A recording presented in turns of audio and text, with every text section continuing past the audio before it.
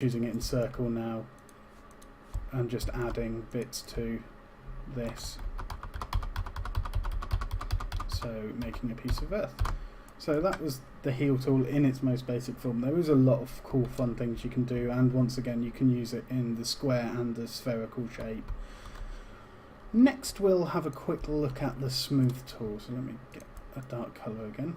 So the smooth tool is something that sets this game apart from Minecraft. And it takes everything you've got and makes it softer. So instead of having this pixelated block version of the world, we now have the ability to smooth it. So there's two ways you can use the smooth tool, and the first one is called the standard smooth, and that's when you select your smooth tool and take the tool out, it comes over the blocks and it's a dark purple colour. And then there is what we call a granular smooth, which is a much more gentle smooth. I think it's 1/8 of the strength of the normal smooth, and just to get that, all you have to do is press the control button on your keyboard and you'll see it's gone a lighter purple and it makes it a softer smooth. So let's show you the effects of smoothing this cube.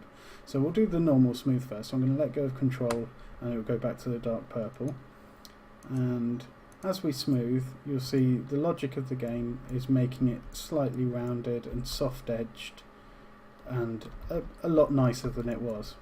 And that was just 3 clicks of the smooth tool. So let's go down here and hold control and we'll just smooth this one, and I'll do 3 clicks on this one. So with the softer tool, that's 3 clicks. It softened the edges off, but nowhere near to the level that 3 clicks did with this one. And this is used for many things. You can do so much with this, and you can make so many different shapes that you weren't able to make in other building games.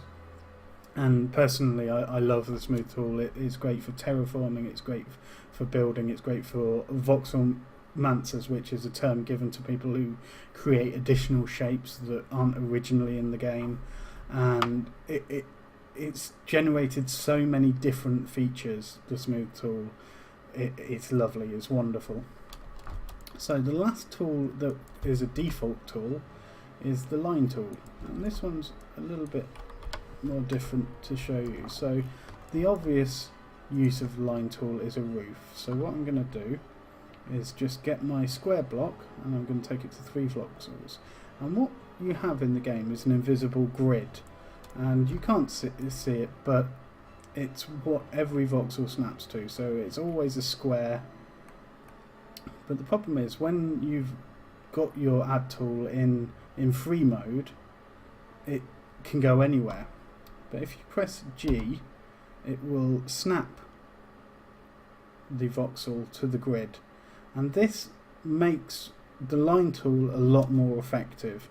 If you're working on the grid, it just seems to like life a lot better when you're working on the in-game grid. So what I do is create a little line of voxels here, and then we're going to go back 1, 2,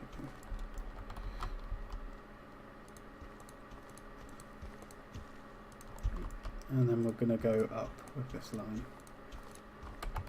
So I'm already ignoring my own suggestions to you guys by not using the select tool to do this. So let's make a wall. So what I'm going to do is just take the line tool from this floor area to the wall, and the best way of doing it is to take it from face to face. So we're working on the top face here, and we want to go to that face there. Sometimes you'll find that the line tool won't work. You'll do one face and click to the other side, and nothing will appear.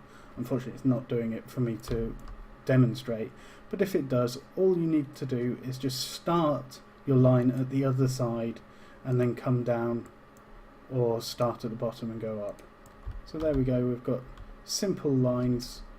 And the other nifty thing you can do with these is you can start at one size and then as you go up you can change it to another size and it will taper. There is what we call artifacting, which is these sort of teeth marks. As it's not a perfect math, the game creates what it thinks is the shape that should fill that gap.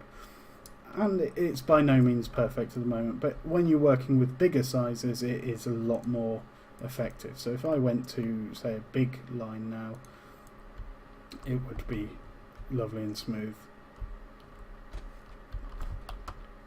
So what I want to do is, because this is all on grid, I just want to show you, if I press G, the line tool comes off the grid again, and then it can get a bit temperamental. So let's have a little play. So we'll go from the floor this time. So we'll click on the floor, if it lets me, and then we'll go up to the wall. And you'll see it's yellow there and green there. And when it's green, that means it's perfectly straight on its axis. And Sodslaw, it worked perfectly with no problems. But sometimes if you do start coming off the grid, the line tool gets a little bit grumpy. It just seems to be happier when it's working on the grid.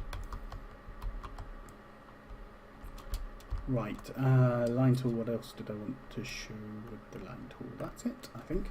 Now a quick little demo in templates is selecting the area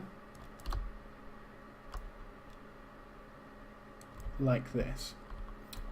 We now want to keep this item forever. We like that shape. Oh yeah, I could use that as a bit of a roof in the future.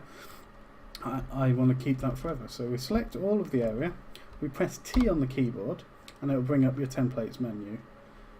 You just go down to create new, and then you can take a screenshot, and you can take up to 4 screenshots, so you can move your character around and take 4 screenshots of the little piece you've got selected. You can give it a name. Let's call it Roofy Thingy What's It, and just hit create. So what we should have now is, in our template thing, if I just type Roofy into the search box, we will now have a template of that. And from here, if you made something that you wanted to sell, you can click Player Studio and submit it for sale. Just be warned, there is a few other features. You need to sign tax forms and things like that to go through the Player Studio, and it's worth reading up before you go into that. But the most importantly, you can place it back. So you can put it straight back into the world. So once again, you get your axis arrows, you get up, down,